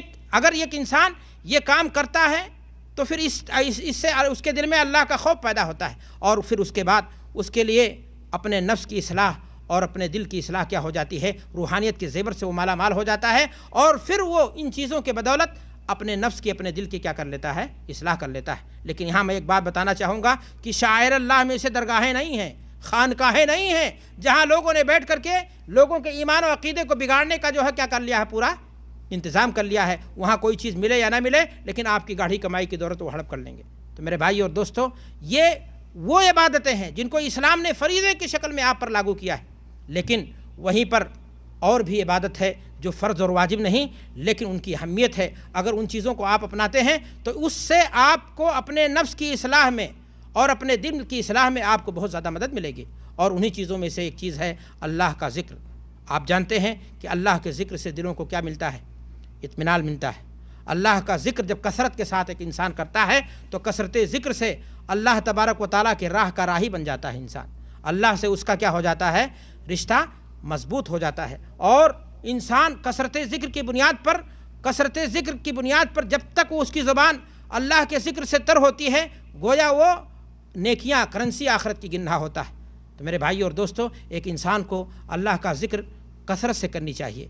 अल्लाह का ज़िक्र जब करता है वइज़ा तुलियत अलैहिम आयातुहु ज़ादतहुम ईमाना, अल्लाह का ज़िक्र जब किया जाएगा तो दिल भी मुतासिर होता है और ईमान भी उसका क्या होगा, मुतासिर होता है। तो एक इंसान को कसरत से अल्लाह का क्या करना चाहिए, ज़िक्र करनी चाहिए, और अपने आप को बेजा कामों के अंदर, जो सीरियल के नाम पर और ख़बरों के नाम पर, नामालूम किन किन खुराफातों के नाम पर, जहां हम बैठ करके अपने आप को जो है अपने ईमान का सौदा कर देते हैं, और इज़्ज़त व शराफत पर जहां बट्टा लग जाता है, उन तमाम जगहों से हट करके अपने आप को अल्लाह के ज़िक्र में अगर आप लगाएंगे तो फिर इससे आपका नफ्स अम्मारा के बजाय क्या बन जाएगा, नफ्स मुतमइन्ना बनेगा, और आपको अपने दिल की इस्लाह की क्या मिलेगी, तौफ़ीक़ मिलेगी। मेरे भाई और दोस्तों, साथ ही साथ ज़िक्र है कि कबील से दुआ है। एक इंसान को कसरत से दुआ करनी चाहिए, और इस बात की भी दुआ करनी चाहिए कि अल्लाह ताला उसके नफ्स की इस्लाह कर दे। अल्लाह के नबी जनाब मुहम्मदुर रसूलुल्लाह सल्लल्लाहु अलैहि वसल्लम की सीरत को पढ़ें आप। रसूल करीम जनाब मुहम्मदुर रसूलुल्लाह सल्लल्लाहु अलैहि वसल्लम सैयदुल बशर हैं, लेकिन उसके बावजूद अल्लाह के रसूल सल्लल्लाहु अलैहि वसल्लम अल्लाह से दुआ कर रहे हैं, अल्लाहुम्मा आति नफ्सी तक़वाहा व ज़क्किहा अंत खैरु मन ज़क्काहा। अल्लाह अकबर। अल्लाह के रसूल सल्लल्लाहु अलैहि वसल्लम अपने नफ्स के तज़किये के लिए अल्लाह से दुआ कर रहे हैं कि ऐ अल्लाह तबारक व तआला हमारे दिल की इस्लाह कर ले, ऐ अल्लाह हमारे नफ्स के तज़किया कर दे, उसकी इस्लाह कर ले, उसको सही रास्ते पर लगाए रख। आपको मालूम है कि क़ुलूबुल इबाद बैन असाबिर रहमान है, बंदे का दिल अल्लाह के 2 अंगुलियों के दरमियान है, जैसे चाहे अल्लाह तबारक व तआला उसको बदल देता है। एक इंसान का दुश्मन, सबसे बड़ा दुश्मन कौन है, शैतान है। शैतान इंसान का सबसे बड़ा दुश्मन। इंसान के 2 बड़े दुश्मन हैं, कौन बताएगा कौन कौन?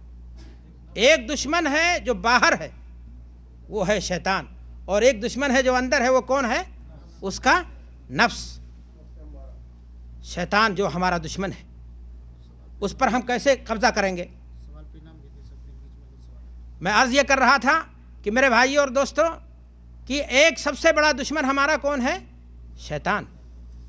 अल्लाह के रसूल जनाब मुहम्मदुर रसूलुल्लाह सल्लल्लाहु अलैहि वसल्लम हदीस के अंदर इरशाद फरमाते हैं कि जब बंदा अल्लाह का ज़िक्र करता है, इज़ा ज़करल्लाह खनसा, शैतान रुस्वा और ज़लील हो जाता है, اور جب انسان اللہ کے ذکر سے غافل ہو جاتا ہے تو شیطان وسوسے کرنا شروع کر دیتا ہے۔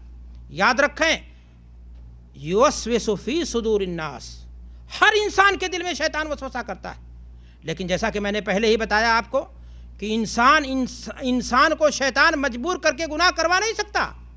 ہم اور آپ گناہ پر مجبور نہیں ہیں، یہ ہمارا اپنا اختیار ہے کہ ہم نے نیکی کے مقابلے میں بدی کو اپنایا یا بدی کے مقابلے میں ہم نے نیکی کو اپنایا، نیکی کے مقابلے میں بدی کو اپنایا، اپنے نفس کو ہم نے کیا کر دیا؟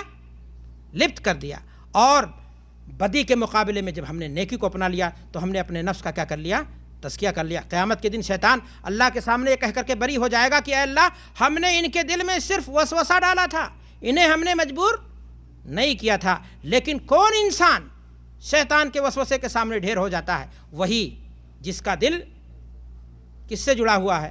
نفس سے یا روحانیت سے؟ جس کا دل روحانیت سے جڑا ہوا ہوگا، دعا سے جڑا ہوا ہوگا، قرآن مجید کی تلاوت سے جڑا ہوا ہوگا، اللہ کے ذکر سے جڑا ہوا ہوگا، عبادت و ریاضت اور اللہ کی صحیح بندگی سے جڑا ہوا ہوگا، جس کا عقیدہ صحیح ہوگا، ایسے انسان پر شیطان کا وسوسہ کارگر نہیں ہوگا۔ لیکن جب انسان دن بھر بیٹھ کر کے جو ہے ٹیلی ویژن پر اور مختلف خبروں کے بہانے گناہ کی کن کن وادیوں میں بھٹکتا رہے گا، اور جب آئے گا نماز میں تو سجدہ ریز ہو کر کے کہے گا اے اللہ مجھے بخش دے، اے اللہ میرے آنکھوں کی حفاظت فرما دے، اے اللہ میرے عزت و آبرو کی حفاظت فرما دے، میرے شرمگاہ کی حفاظت فرما دے، اور پھر پلٹ کر کے جائے گا، دیکھے گا کیا؟ تو میرے بھائی اور دوستو، پھر ایسے انسان کی توبہ اللہ تبارک و تعالیٰ قبول نہیں کرتا۔ ایسا انسان اپنے نفس کا تزکیہ نہیں کر سکتا، بلکہ نفس کے تزکیے کے لیے ضرورت ہے کہ آپ گناہوں کو چھوڑیں اور اللہ کے ذکر میں اپنے آپ کو لگائیں۔ اور جب اللہ کے ذکر میں اگر آپ اپنے آپ کو لگا دیں گے تو پھر ایسی صورت میں نفس پر جو گرفت ہے آپ کی، وہ کیا ہوگی؟ مضبوط ہوگی۔ آپ نفس کے بندے نہیں بنیں گے۔ سب سے بہت بڑی نعمت ہے یہ انسان کے لیے کہ ایک انسان نفس کی غلامی سے آزاد ہو کر کے اللہ کی غلامی میں چلا جائے۔ یہ بہت بڑی نعمت ہے ایک انسان کے لیے کہ اللہ تبارک و تعالیٰ کی غلامی میں، رسول کی پیروی میں، تابعداری میں اپنے آپ کو لگا دے۔ نفس کی پیروی جو انسان کرتا ہے وہ ذلیل ہو جاتا ہے، وہ اپنے نفس کی اصلاح کبھی بھی نہیں کر پاتا ہے، اپنے دل کی اصلاح وہ کبھی بھی نہیں کر پاتا ہے۔ تو میرے بھائی اور دوستو، میں نے آپ سے عرض کیا کہ جہاں ضرورت ہے آپ کو عبادتوں کی، وہیں ضرورت ہے آپ کو تزکیہ نفس کے لیے اللہ کے ذکر کی، اور ساتھ ہی ساتھ ضرورت ہے کس بات کی کہ آپ اللہ سے اس بات کی دعا بھی کریں، اور خاص طور سے جو قبولیت کے اوقات ہیں، خصوصیت کے ساتھ ایک انسان ان اوقات میں اللہ سے سجدہ ریز ہو کر کے اپنے نفس کے تزکیے کا، اپنے دل کی اصلاح کی بھیک مانگے کہ اے اللہ ہمارے دل کو ثابت قدم رکھ، اور اس دل کو تو اپنی بندگی پر کیا، اپنی اطاعت پر کیا کر دے، لگا دے، ورنہ ایک انسان کب بگڑ جائے کوئی پتہ نہیں ہے۔ میرے بھائی اور دوستو، ساتھ ہی ساتھ میں آپ سے کہنا چاہتا ہوں کہ اگر آپ نفس کا تزکیہ چاہتے ہیں اور دل کی اصلاح چاہتے ہیں تو آپ کو دل کی جو روحانی بیماریاں ہیں جتنی بھی، ان کے بیان کا یہاں موقع نہیں، ان تمام بیماریوں سے اپنے آپ کو بچانا ہوگا، ان تمام گناہوں سے اپنے آپ کو کیا کرنا ہوگا؟ آپ کو دور رکھنا ہوگا۔ ان تمام گناہوں سے اپنے آپ کو توبہ کے ذریعہ اور ایک ایک گناہ کو چھوڑ کر کے آپ کو اللہ کی اطاعت میں لے جانا ہوگا، ورنہ ایک طرف آپ نماز بھی پڑھتے ہیں، روزہ بھی رکھتے ہیں، دین کا کام بھی کرتے ہیں، بڑی بڑی باتیں بھی ہیں، سینے میں حسد ہے، جلن ہے، کینہ ہے، کبر ہے، غرور ہے، تکبر ہے، اور یہی نہیں بلکہ حرام کی کمائی بھی ہے، اور مال مفت دلے بے رحم، اور نامعلوم کہاں کہاں اس کا خرچ بھی ہے۔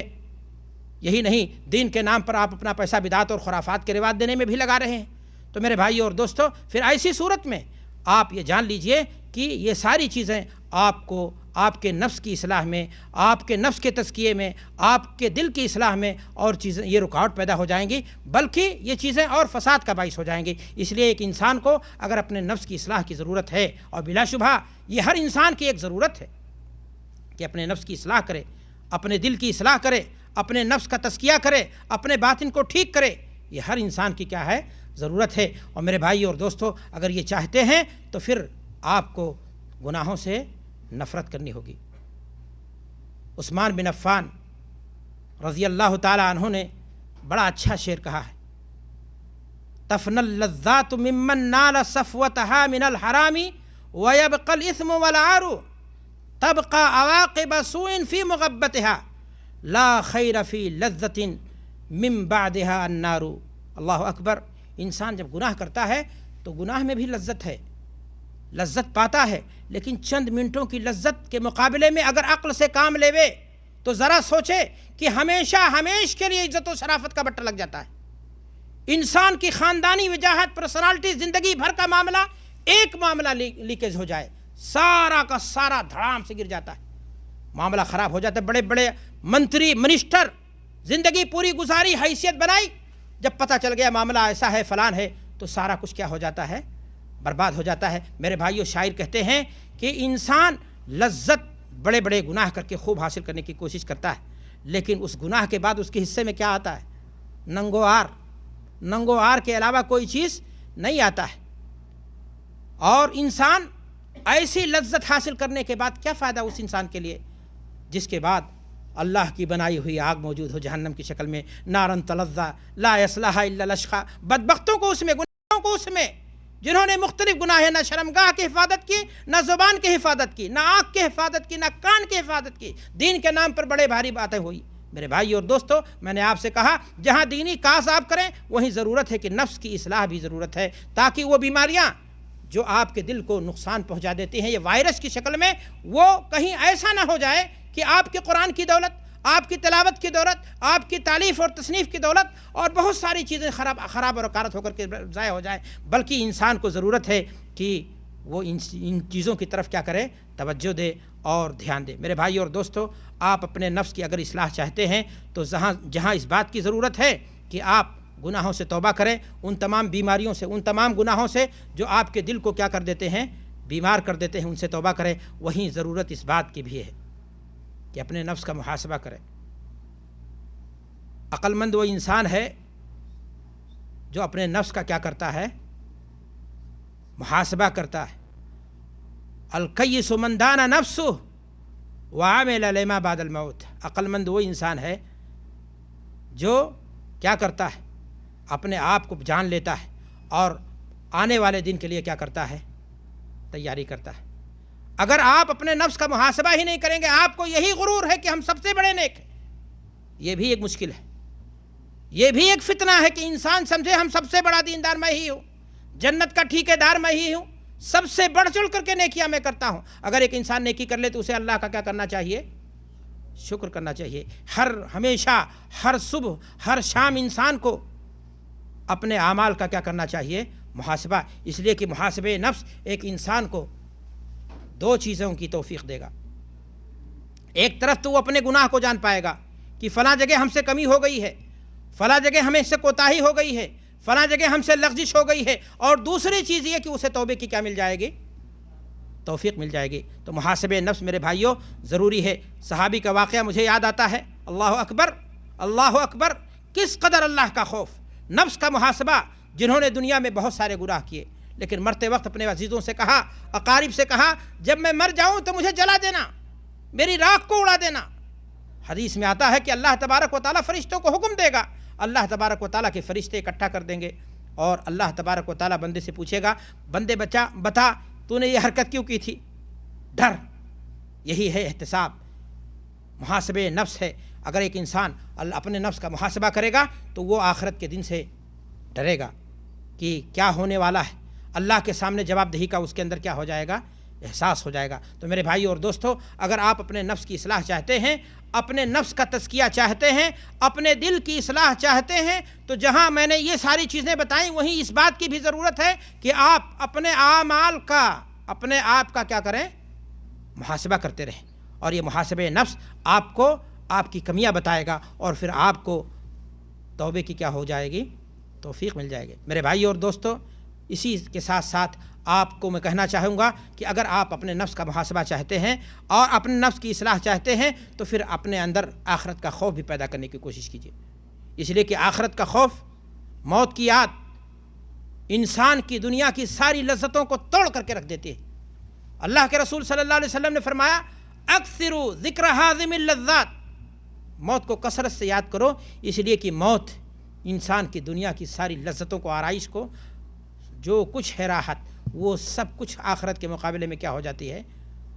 بیکار سی لگنے لگتی ہے۔ تو آخرت کی یاد ایک انسان کو توبے کی طرف پلٹاتی ہے، آخرت کی یاد ایک انسان کو اپنے دل کی اصلاح کی طرف جھکاتی ہے، آخرت کی فکر ایک انسان کو اپنے نفس کے تزکیے کی طرف کیا کرتی ہے؟ ابھارتی ہے۔ تو میرے بھائی اور دوستو، آپ کو قرآن مجید کی تلاوت تو میں نے پہلے ہی بتایا کہ یہ شروعات ہے، جس طرح ایک انسان، ایک مسلمان دوسرے مسلمان سے سلام کرتا ہے تو یہ تعارف ہے۔ قرآن مجید کی تلاوت یہ شروعات ہے نفس کے اصلاح کی، اور اس کے بعد یہ ان ساری چیزوں کی جن کو میں نے بتایا، یہ ساری ضرورتیں ہیں آپ کی، ایک ایک کر کے اپنے نفس کے اندر پیدا کرنے کی کوشش کریں، اور پھر دھیرے دھیرے آپ کا نفس انشاءاللہ وہ نفس بنے گا جس کے لیے اللہ تبارک و تعالیٰ نے جنت کی کیا کری ہے؟ بشارت دی۔ میرے بھائی اور دوستو، اگر آپ کے اندر آخرت کا خوف پیدا ہو جائے تو ساتھ ہی ساتھ آپ کو اپنے اندر اللہ کے رسول صلی اللہ علیہ وسلم کی محبت جاگزی کرنی چاہیے۔ اللہ کے رسول صلی اللہ علیہ وسلم کی محبت اگر سینے میں نہ ہو، ایسے انسان کو ایمان نصیب نہیں چہ جائے کہ وہ انسان اپنے نفس کا تزکیہ کر پائے، ایسا انسان اپنے دل کی اصلاح کر پائے۔ تو میرے بھائی اور دوستو، اللہ کے رسول صلی اللہ علیہ وسلم کی محبت صحابہ کرام رضوان اللہ علیہم اجمعین نے کس انداز سے کی، ان واقعات کو پڑھنا، ان چیزوں کو جاننا، سیرت کا مطالعہ کرنا، بلکہ مختصر اگر جملہ میں کہوں تو علم کے زیور سے اپنے آپ کو آراستہ کرنا، یہ اس بات کے لیے آپ کے لیے معاون بنے گا، مفید بنے گا کہ آپ اپنے نفس کی کیا کر سکیں گے؟ اصلاح۔ اس لیے کہ جہالت ایک بلا ہے، ایک مصیبت ہے، جاہل انسان کی اصلاح اتنی آسانی اس کے ساتھ ممکن نہیں ہو سکتی۔ تو میرے بھائیوں، شریعت کی تعلیم حاصل کریں، دین کا علم حاصل کریں، قرآن مجید کی تعلیم حاصل کریں، اور میں نے پہلے ہی بتایا کہ اللہ تبارک و تعالیٰ اپنے نبی کی بعثت کے مقاصد کو بیان کرتا ہے کہ قرآن مجید کی تلاوت، کتاب و حکمت کی تعلیم، اس لیے کہ ان دونوں کے بغیر نفس کا تزکیہ آسان ایک انسان کے لیے نہیں ہوگا۔ ساتھ ہی ساتھ میرے بھائی اور دوستو، آپ کو غیرت ہونی چاہیے ایمانی۔ غیر قوم کے عادات و اطوار سے، چاہے وہ یہود و نصارہ ہوں، چاہے وہ برادران وطن ہوں، چاہے وہ شادی بیاہ کے معاملات ہوں، چاہے زندگی کے دوسرے معاملات ہوں، ہر معاملے میں چہرہ مہرا ہو، کپڑا رہن سہن ہو، لین دین ہو، دوستی اور دشمنی ہو، معیار آپ کو غیرت کی بنیاد پر رکھنی چاہیے۔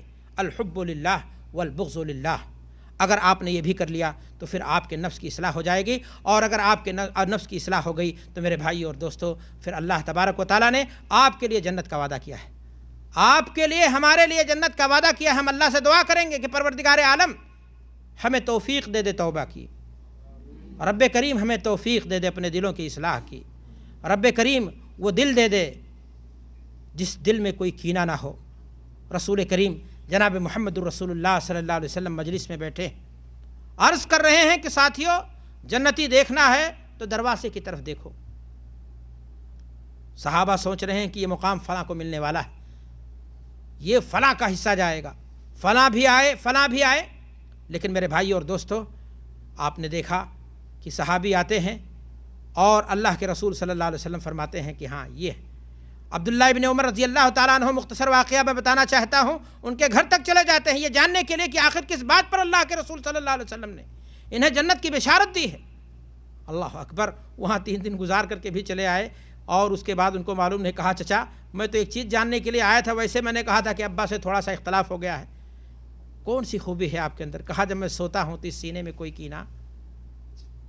تو اللہ سے دعا ہے، اللہ سے دعا کریں کہ پروردگار عالم ہمارے سینے میں جو دھڑکتا ہوا ہمارا دل ہے، اس دل کے اندر شیطان کی جو جگہ ہے، وہاں روحانیت، وہاں ایمان، وہاں قرآن کی تلاوت اس قدر بھر دے کہ شیطان کا وسوسہ وہاں کام نہ کرے۔ میرے بھائی اور دوستو، اگر اس دل میں اللہ کا خوف بیٹھ گیا، اس دل میں اللہ کا خوف جاگزی ہو گیا، نفس کی آپ نے اصلاح کر لی، دل آپ کا ٹھیک ہو گیا، تو میں نے آپ سے کہا کہ پھر آپ بیابان میں ہوں، پھر آپ بند کمرے میں ہوں، پھر آپ رات کی تاریکی میں ہوں، قانون کے خوف سے آپ گناہ سے نہیں بچو گے، لیکن اللہ کے خوف سے آپ گناہ سے ضرور بچو گے۔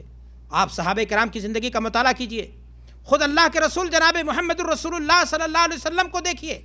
اللہ کے رسول صلی اللہ علیہ وسلم بیٹھے ہیں گھر میں، آپ نے خادمہ کو آواز لگائی، کس بات کے لیے؟ کوئی ضرورت تھی، خادمہ نے سنا، بچی تھی، انسنی کر دی۔ ام المومنین اللہ کے رسول صلی اللہ علیہ وسلم کی خدمت میں آتی ہیں، عرض کرتے ہیں کہ اے اللہ کے رسول، آواز پہنچ رہی ہے۔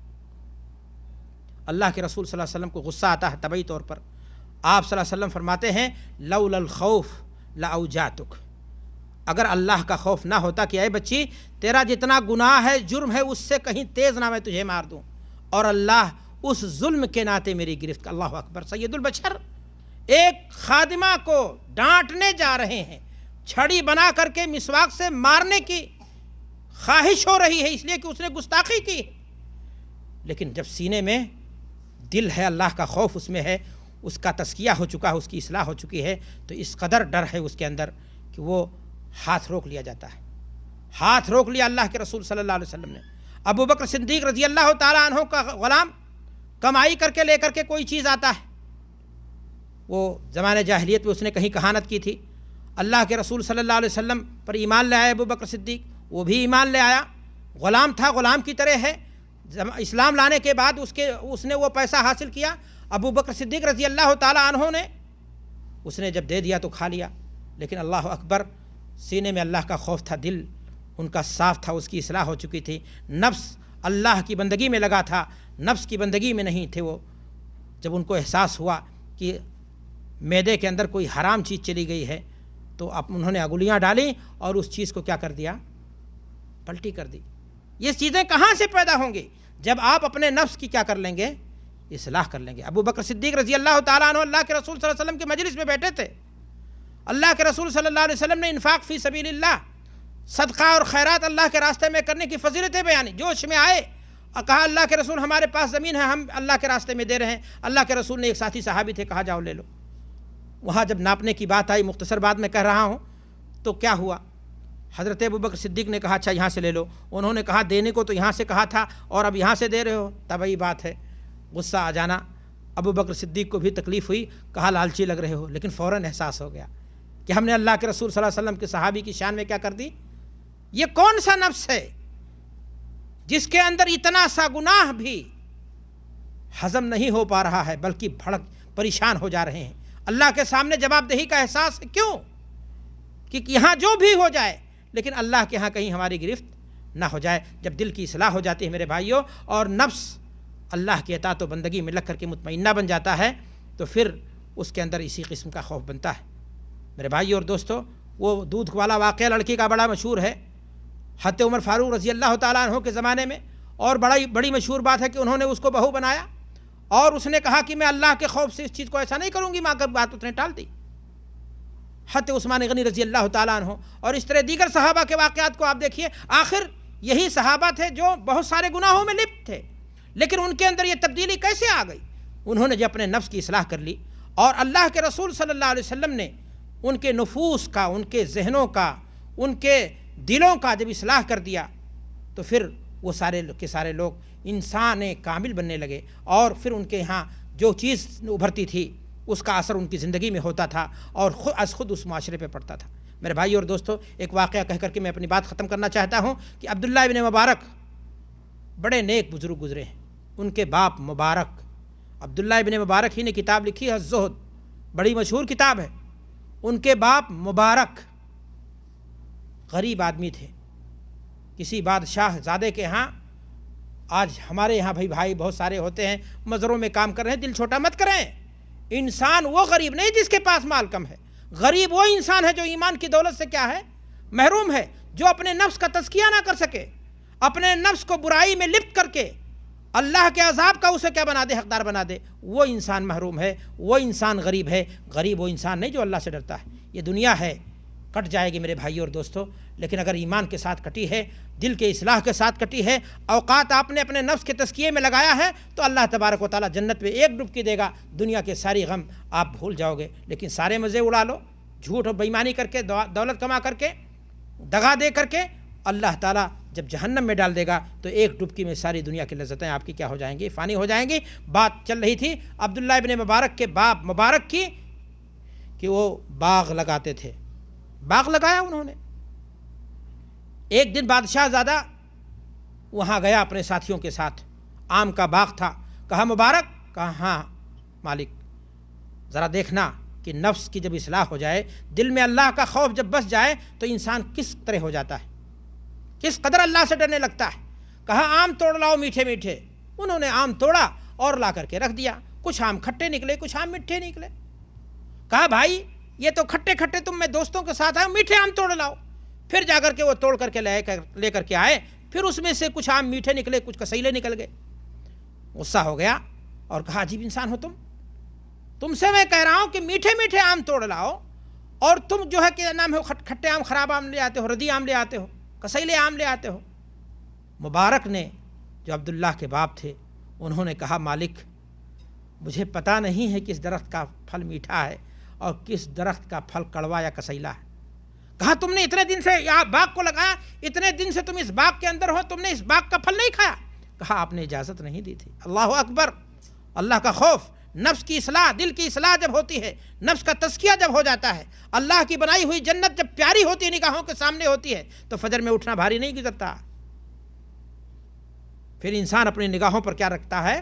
پہرہ داری کرتا ہے۔ ان السمع والبصر والفؤاد کل اولئک کان عنہ مسئولا۔ آپ سمجھتے ہیں زبان سے جو بک دیا چھوٹ خلاص، آنکھ سے جو دکھا لیا دیکھ لیا، کوئی بات نہیں، کسی نے نہیں دیکھا، اللہ دیکھ رہا ہے۔ میرے بھائی اور دوستو، میں عرض یہ کر رہا تھا کہ عبداللہ کے باپ مبارک انہوں نے کہا میں نے آج تک نہیں کھایا۔ اتنا خوش ہوا کہ اس نے کے پاس اکلوتی بیٹی تھی، اس نے اپنی بیٹی کا رشتہ ان کے ساتھ دے دیا، اور اسی مبارک نسل سے یہ عبداللہ پیدا ہوتے ہیں جو وقت کے محدث بنتے ہیں اور کتاب الزہد جیسی کتاب دنیا کے لیے لکھ کر کے جاتے ہیں۔ تو میرے بھائی اور دوستو، ضرورت ہے کہ ہم مسلمان ہیں، اللہ نے ہمیں نعمت اسلام سے مالا مال کیا ہے، اللہ نے ہمیں توحید کی دولت دی ہے، ہم اپنے ایمان کی قدر کریں، ایمانی غیرت کو جگائیں اور ہم اپنی حقیقت کو جانیں۔ اللہ نے ہمیں کس لیے پیدا کیا ہے؟ کیا ہم اپنے نفس کو خاک آلود کر دیں، اپنے نفس کو ہم جو ہے غد و غبار میں لپت کر دیں، گناہ میں اٹا دیں، یا ہم اپنے نفس کی اصلاح کر لیں؟ بلا شبہ نفس کی اصلاح ہماری ضرورت ہے اور ہمیں اس طرف ہمیشہ توجہ دینی چاہیے۔ اللہ سے دعا کہ پروردگار عالم ہمیں اخلاق و کردار کی بلندی عطا فرما، ہمیں اپنے نفس کی اصلاح کی توفیق عطا فرما، اور ہم جب تک جئیں ایمان اور اصلاح پر جئیں، اور جب ہمارا خاتمہ ہو تو ایمان اور اسلام پر ہو۔ رب کریم ہمارے دلوں میں محبت پیدا کر دے، ہم سے انسانی بنیاد پر اگر غلطی ہو جاتی ہے الہ العالمین ہمیں اس سے توبے کی توفیق عطا فرما، اور ہمارے دلوں میں جو سختی ہے الہ العالمین اس سختی کو نکال دے، اس سختی کو دور کر دے، تاکہ ہم اپنے دل کی آسانی سے اصلاح کر سکیں۔ اللہ کے رسول صلی اللہ علیہ وسلم کے پاس ایک صحابی آتے ہیں، اللہ اکبر، ان کو فکر بھی ہوتی تھی ہمیشہ آخرت ہی کی، وہ جب بھی آتے تھے سوال کرتے تھے تو آخرت کی، جنت کیسے ملے گی، اللہ کے رسول ہماری آخرت کیسے سنورے گی؟ انہوں نے کہا ہے اللہ کے رسول صلی اللہ علیہ وسلم میرا دل سخت ہے، میں کیا کروں؟ اللہ اکبر، اللہ کے رسول صلی اللہ علیہ وسلم فرما رہے ہیں کہ امسح راس یتیم، یتیم کے سر پر ہاتھ رکھا کرو، اللہ کے راستے میں خرچہ کیا کرو، اس سے تمہارا دل کیا ہو جائے گا۔ اللہ تو ہمیں ان تمام کاموں کی توفیق عطا فرما جن کاموں کے ذریعہ ہمارے دل میں نرمی پیدا ہو جائے اور ہمیں اس کی اصلاح کی توفیق حاصل ہو سکے۔ وآخر دعوانا الحمدللہ رب العالمین، والسلام علیکم ورحمۃ اللہ وبرکاتہ۔